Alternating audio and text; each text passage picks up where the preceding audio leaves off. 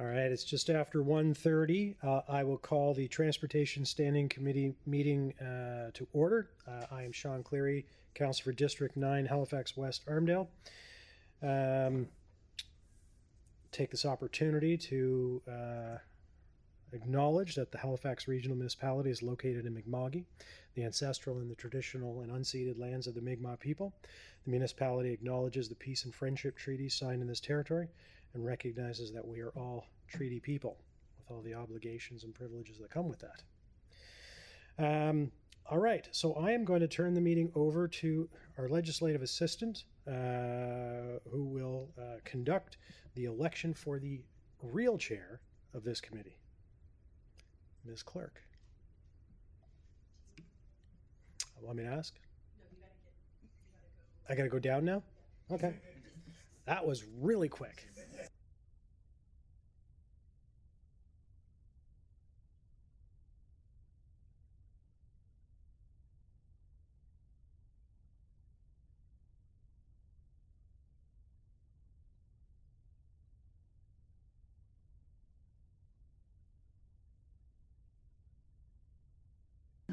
Okay, I'm looking for nominations for the position of chair. Are there any nominations? Yeah. Oh, thank you. Yes, I would like to nominate Councillor Austin, please.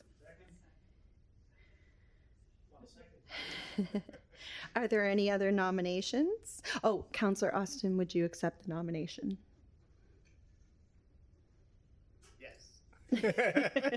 Okay. Are there any other nominations? Third and final call. Are there any other nominations? Okay. Councillor Austin being the only nominee, I'm looking for a motion to appoint Councillor Austin as chair. Moved by Councillor Cleary, seconded by Councillor Purdy, that to nominate Councillor Austin as chair. All those in favor signify by raising your hands. Against? Say nay. Councillor Austin, you have been declared chair.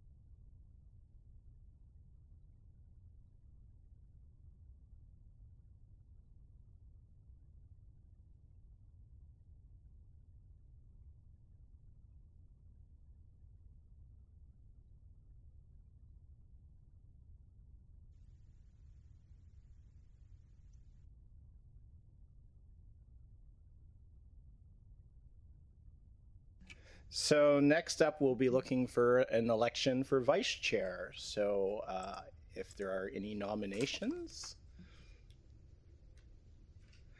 Councillor Cuddle. I'll nominate.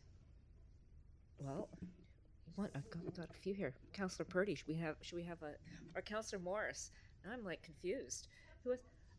You want it? Sure. Yeah. Councillor Morris. Okay, moved by Councillor Cuddle, second by Councillor Cleary. Do you accept the nomination, Councillor Morris? Excellent. Are there any further nominations?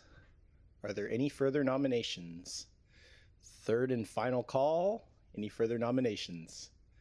All right. Well, congratulations, Councillor Morris. I gather the clerk would like a motion just to confirm that. Moved by Councillor Cleary, second by Councillor Cuddle. All those in favor? Aye. All those opposed? Congratulations, Councillor Morris. All right, so we've got the structure for our next year here.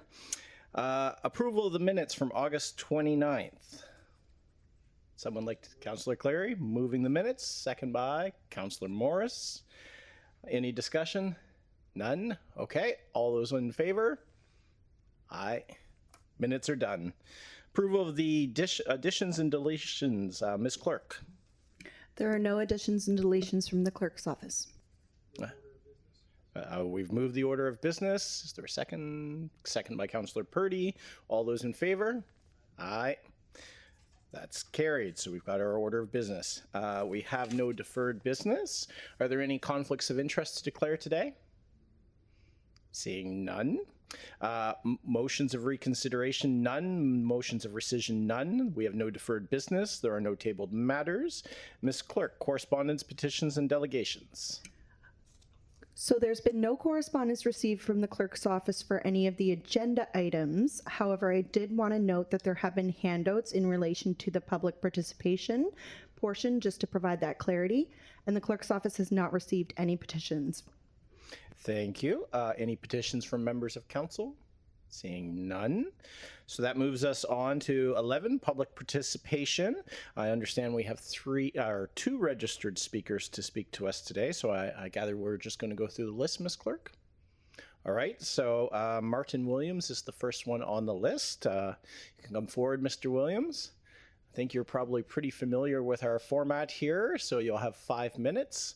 Do we have our signs, or are we just going to wave when we're... Okay, so our clerk will hold up the signs when you're at 30 seconds and then when your time has expired. The floor is yours when you're ready. This on? Yes. Welcome some of you to your first Transportation Standing Committee meeting. Good to see you again. So I have 5 minutes. I'm going to crash around a proposal, not very well because I only have 5 minutes, but I will do my best. So my proposal is for the development of a vulnerable road user safety action plan. The need for that is very apparent through our personal experience and also our open data.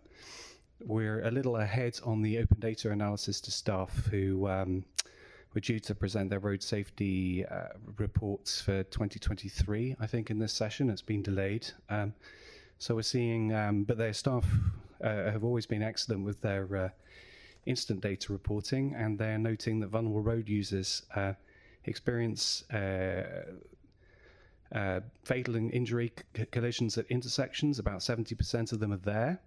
And also from their previous report, although crashes are, vulnerable road users are only victims of 4% of crashes, they're victims of 22% overall of all fatal and injury collisions, which reflects the lack of protection on the road.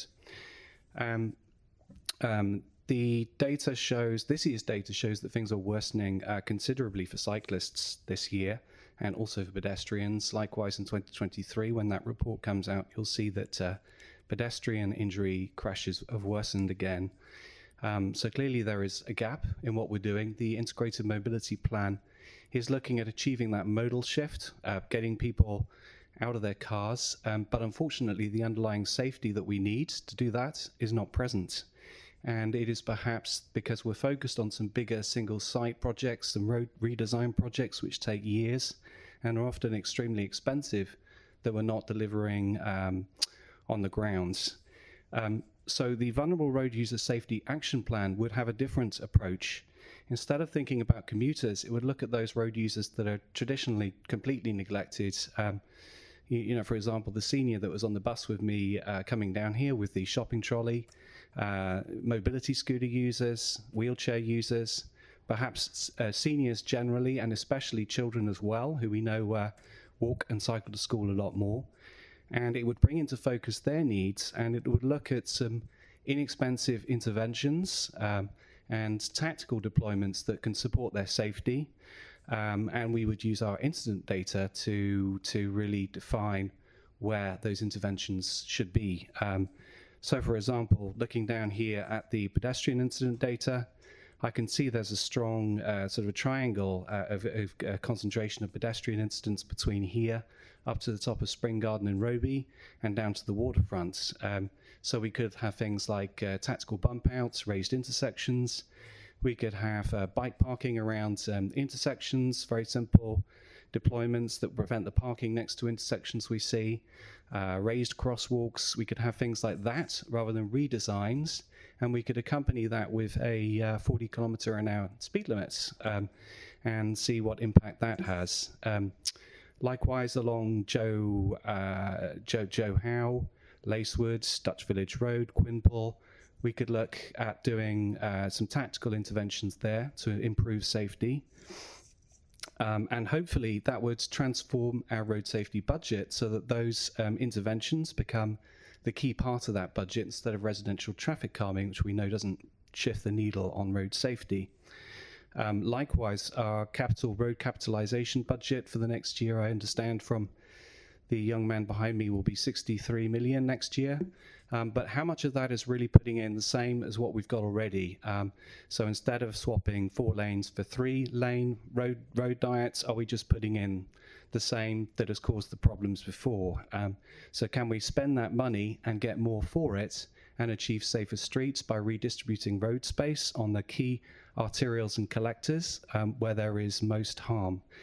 And I suggest again that could become part of our vulnerable road user safety action plan to require that by policy, so that when a road is repaired and redone, it must support sustainable travel and active mobility. So I would like to engage your thoughts on that and consider what could be done and how we could go about consulting and bringing about a vulnerable road user safety action plan.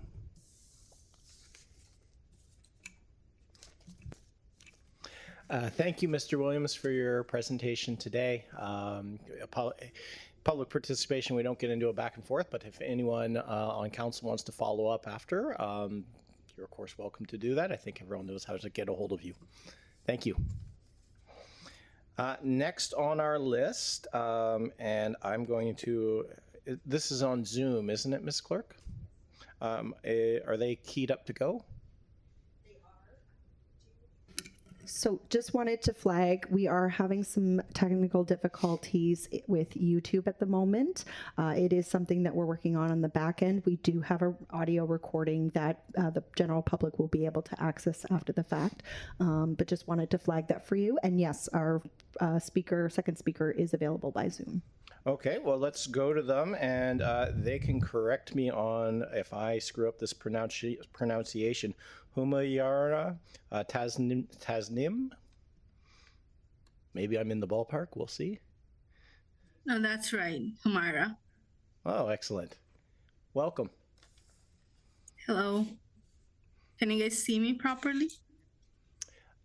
We can hear you. We can't see you. Ms. Clerk, are we supposed to be seeing her?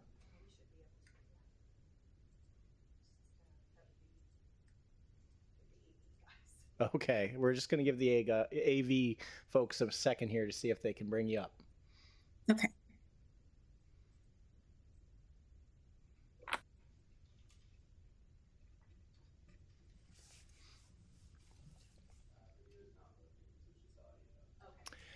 Are we still okay to proceed? Okay, so unfortunately we can't see you, but we can hear you. So we're just, unfortunately, technology's not quite cooperating today. So if you'd like to proceed with an audio presentation to us, you're welcome to. Oh, okay. Good afternoon, members of the Standing Committee. My name is Humaira Tasnim. I'm a mother of a young child living in Herring Cove. I work full-time at the Bedford Innovation Hub. It's near the Bedford Terminal. Today, I would like to share my daily experience with the public transit to emphasize the need for improvement to make commuting more reliable, timely, and affordable. Every weekday morning, I start my day by catching the 6:38 bus in Herring Cove. As you can imagine, if I take the 6:38 bus, that means I wake up at 5 to get to it. I drop my daughter off at the daycare at 7 a.m. because you can't drop off the kids before 7. After I drop her off at 7 o'clock, I get on the 9B, which takes me to Mumford Terminal, where I wait for 91 bus to take me to work. According to the schedule, 91 bus is supposed to be there 36 minutes apart, which for the morning is a long wait, as you can assume. However, the 91 is consistently late, sometimes 20, sometimes 25. So we're looking at 1 hour wait just at the Mumford Terminal. Sometimes it doesn't show up at all. This forces me to rely on Uber. which means there is added financial burden. So not am I only I'm paying for Uber, I'm also paying for the transit. And then on top of that, we're adding more cars on the road. On the days when the bus is on time, it takes me around 2 hours to get to work. I'm always late to work despite trying my hardest to leave as early as possible. As I need to be at work between 8 a.m. and 8:30 a.m., the latest. It's important to note that Halifax is a small city. Within 20 minutes drive, you can get from Herring Cove to Bedford. But whereas it takes me 2 hours every morning. The current transit system makes my commute incredibly long and inefficient. Evenings are equally challenging. If I get to work at 9, I miss my lunch break and I work straight until 4 o'clock. In order to get to daycare by 5:30, I can't take the bus. So, and the times that I tried, I was late to pick up my child. And I don't want to miss her spot at the daycare. So what I end up doing is I end up taking the Uber to make sure that I get to daycare on time. This situation puts me at a difficult financial position every month. So I'm paying for both transit and Uber fare. It's becoming a serious burden, and I'm not sure how to get out of this debt every month. I would love to rely on the public transit to help reduce my carbon footprint and to ease traffic commuting every day, just to keep to go and come back from work. The current route and schedule need to be adjusted to make the public transit a reliable and dependent option for people like me, who are trying to balance work, family, and environmental responsibility. And if you do the math, you can see that every day I spend 4 hours if I take the bus back and forth, if the bus is present to take it. Thank you so much for your time and consideration. Thank you so much for your presentation to us. There was some nodding around the room. I see Councillor Cuddle on the board. If we don't generally do a back and forth, but if you have something, go ahead. Yeah. Question and clarification. I'm not looking to do a back and forth or a question of clarification. I just wanted to thank Humara for coming and presenting at Transportation Standing Committee. She did call me and we had a discussion, and I encouraged her to come and talk to us here today to relay what the actual experience is for our residents using transit. And I just want to thank you, Humara, for making the time out of your busy day to share your story. Thank you, Councillor Cuddle, and thank you, Humara. Okay, that takes us to the end of our sign-up list. So now I'll call 3 times to see if there's anyone here who'd like to speak to us today. Would anyone like to speak to Transportation Standing Committee today? Would anyone like to speak to us today? Third and final call. Would anyone like to speak to us today? Okay. Seeing none, that concludes public participation. Information items brought forward, we have none. Which brings us to 13.1.1, staff reports. So this would be the nominations and appointments. So, well, what do you want to do, committee? Councillor Cleary. Happy to put the motion on the floor to get us started here.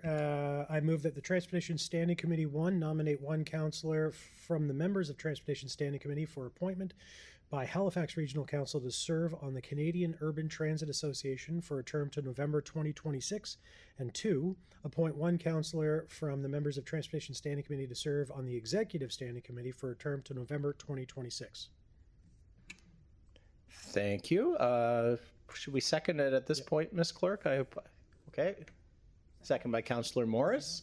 So now we'll be looking for some nominations for each. Councillor Cleary. I'll start us off too, and I'll nominate Councillor Morse for our CUTA, Canadian Urban Transit Association representative.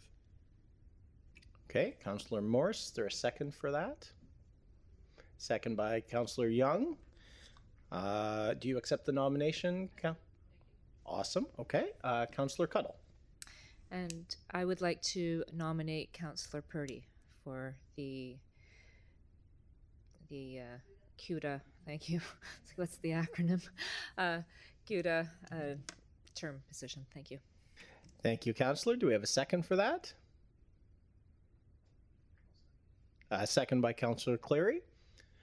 Do you accept the nomination? Okay, so we're going to have an election here, but I'll call to make sure that there's no other nominations just yet. Are there any further nominations? Are there any further nominations? Third and final call. Are there any further nominations? Okay, so let's vote, Ms. Clerk.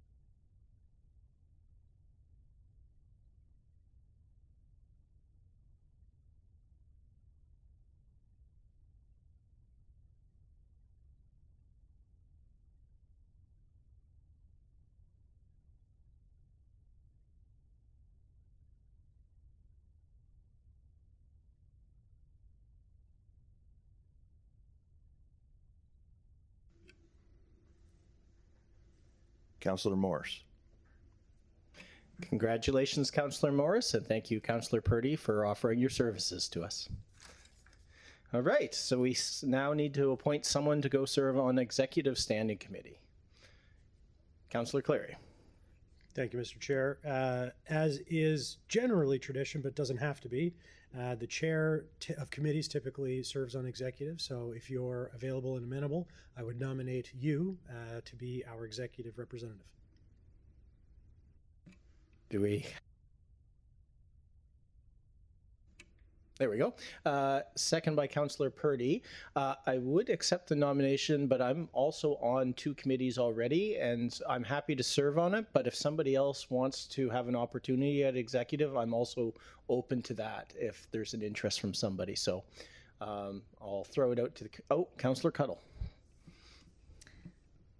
I keep the red light, green light, and the red light on the speaker button and the green light. It's really, yes. Councillor Young has expressed an interest in wanting to serve on the executive committee, and so I will nominate him. It's tripping me up here too, actually. Second by Councillor Cleary. So we have 2 nominations. I'm happy to pull my name and leave it at Councillor Young if there's no one else. Any further nominations? Oh, my apologies. Councillor Young, do you wish to accept that nomination? Yes, I do, Chair. Thank you. Excellent. Thank you. So are there any further nominations? Are there any further nominations? Are there any further nominations? All right. We don't need an election for this one, Ms. Clerk. We can have Councillor Young represent us. I have withdrawn my name. So we have our 2. So do we now have to vote on the main motion? All right, colleagues. If someone wants to call the question, question's called. All those in favor? Aye. All those opposed? All right. So that takes care of our appointments. So the next thing is setting our meeting schedule. Someone like to take that? Councillor Purdy. Thank you. I move that the Transportation Standing Committee approve the proposed 2025 Transportation Standing Committee meeting schedule as outlined in the staff memorandum. Second by Councillor Cuddle. Anything on that? No. No. Okay, and no one's on the board. Question? Someone wants to call. Question has been called. All those in favor? Aye. All those opposed? So that is done. We've set our schedule. So we have no motions. There's no in camera. We have no added items. Does anyone have any notices of motion today? Seeing none. The date of our next meeting says to be confirmed on here. Ms. Clerk, have we actually confirmed that by passing our January 23rd. So our next meeting, we'll see you in the new year. I would take a motion to adjourn. Moved by Councillor Cuddle. We are adjourned. Thank you.